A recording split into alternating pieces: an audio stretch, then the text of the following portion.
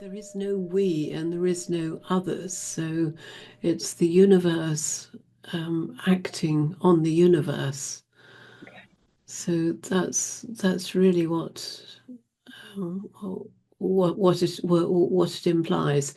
It's, our minds are so conditioned to think in terms of me and others. Mm. Um, and even even when we've had a glimpse of non-duality and we've understood and we've understood clearly, there's there's still much more, much more depth that is needed, because it's really the mind adjusting its habits to that understanding. And judgment is just one part of that, and it can be very subtle, because and there are a number of teachings which get it so wrong. um, like they say, oh, it never happened. Someone insulted you, I'm upset. It never happened. No, not true. It it did. It did happen. Um, Something was said, and what was said was insulting. What you don't know is whether it was intended, necessarily, whether it was intended to be insulting or not to be insulting. But to pretend that it didn't happen, that's that's wrong. That's mixing levels, and it's a very common mistake to mix the level, the absolute level, with the relative level, the level of human body minds. So it takes it takes a while to see when it is that whatever we are thinking or feeling or doing is coming from a sense of separation, and when it isn't. And that takes very much longer than what's originally called enlightenment or awakening.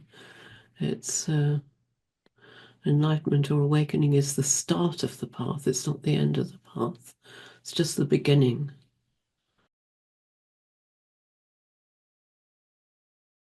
So, for example, um, someone might tell a lie. You know it to be a lie. You can prove that it's a lie.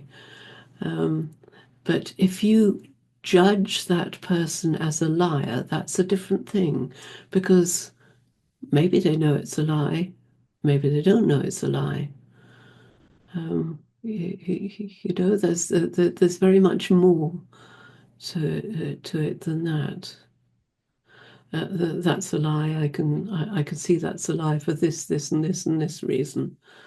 I fact check it and so on, but it doesn't mean that that it's a deliberate lie told by a person. Yeah. As soon as you're introducing that concept of deliberateness, then you're introducing a person.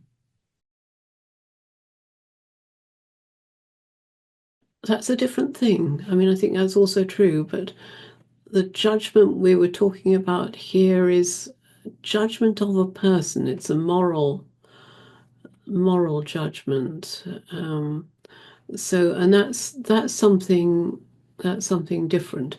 So there's nothing wrong with, yes, judging a situation, weighing up, as you say, weighing up the evidence, and then coming to some conclusion about the best response.